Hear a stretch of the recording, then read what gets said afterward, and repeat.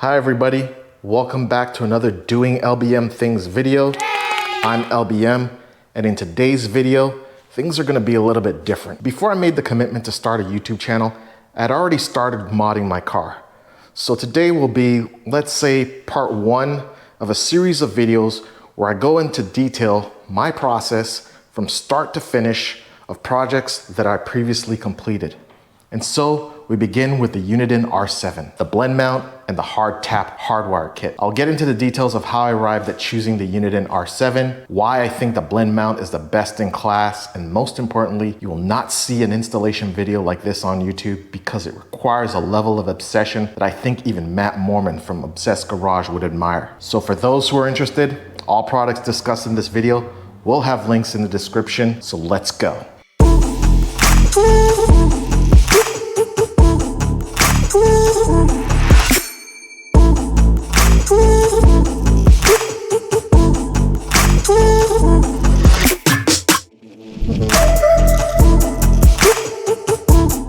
So where was I? So I'm not a huge radar detector kind of person. You won't find me geeking out over them. I think my experience with them has not been the most typical.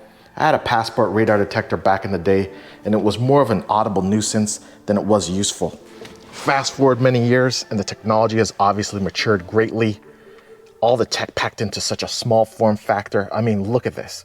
But what really drove me to pull the trigger and buy Uniden R7 was actually a YouTube video I saw of testing done by Vortex Radar.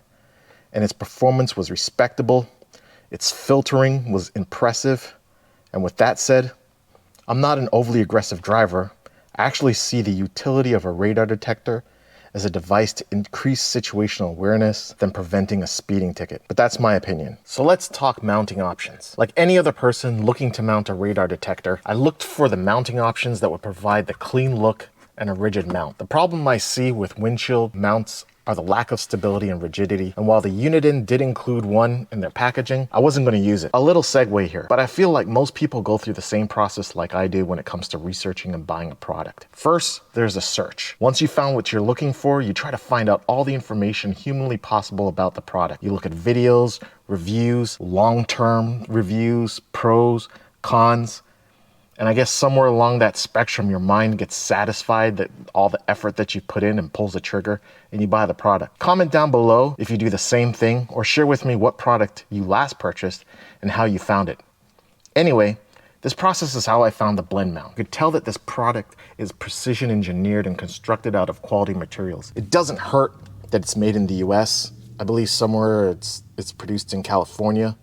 In my opinion, I've yet to see a mount that comes close to matching the quality of this product. There are multiple points of adjustment, as you can see here, by an Allen wrench.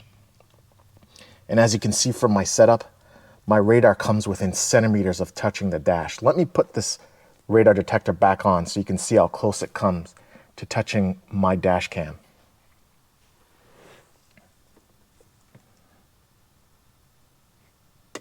What's crazy is that when I go over bumps, I'm confident that this thing is not going to move. And this right here is why I would recommend this product to anyone looking for a quality mount. I'm not going to lie, it's not cheap, but I would rather save up and get this than settle for something else. Look how clean that is.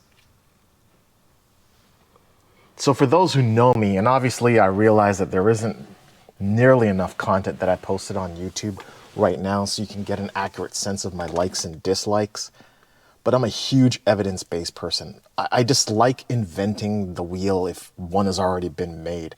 I do enjoy the process of refinement, but I'm the last person who tries to make simple shit hard. Can I say shit?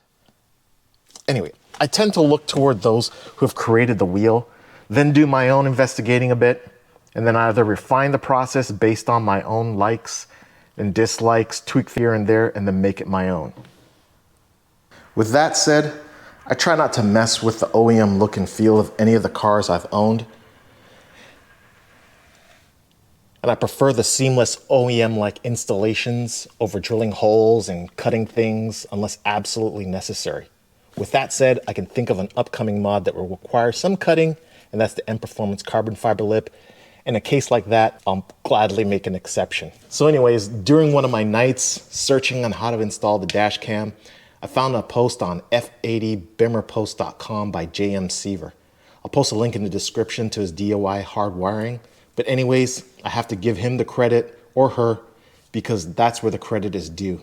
This person took installing any accessory to the next level, and I'm gonna show you how. So the prep work for this installation began with wrapping the entire length of the HardTap HardWire Kit with Tessa tape. It's a fabric tape that I got from eBay, and this Tessa tape does several things. Not only is it the same tape used in OEM wire looms by BMW, but it decreases the sound made from cables when they vibrate against one another, and also prevents chafing of cables. But most importantly, it gives it a nice OEM look. So what I did here is I ran the cabling along the windshield trim right here, all along here.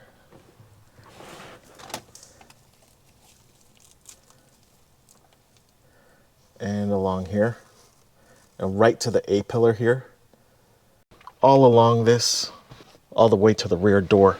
Let's head back there. I hope you can see this, because right here is where the wire comes out. This is it right here.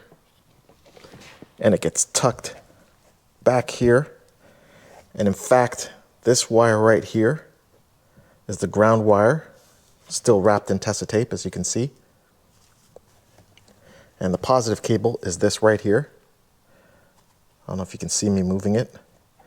And there's this white wire guide that runs beneath this paneling, and it comes out right here. And this right here, I don't know if you can see this, I'm moving this wire, goes right into this rear fuse box. So let's go check it out. Make sure before you begin any electrical work that you disconnect the battery from the vehicle. Because I won't be removing any of the fuses or wires, I won't be disconnecting my battery, but make sure you do prior before messing around with any of the fuses in this fuse box. So right here, where I'm pointing, is fuses 143 to 148. There's 6 fuses that are controlled by the ignition. They do not have a 10-minute on after the vehicle is switched off. On my car, fuse number 143, that's marked with a 20 amp fuse right there. Fuse number 144, which is marked by the 2 amp fuse, and the blank fuse, which is fuse number 145, are unused. These 3 5 amp fuses are used, and fuse number 144 is where I installed the radar detector. While the HardTap HardWire Kit does come with its own inline 2 amp fuse, I still opted to use a 2 amp fuse in the rear fuse box, so that if more than 2 amps are drawn, it will break the fuse first at this point rather than in the inline fuse. You always want your fuse placed as close as possible to the battery and as far as possible from the device. So in order to use this fuse, first you need to remove this 10mm bolt. Now, I previously recorded some footage. It's not going to be the best, but I'm going to roll it now so you guys can get an accurate idea of what I did.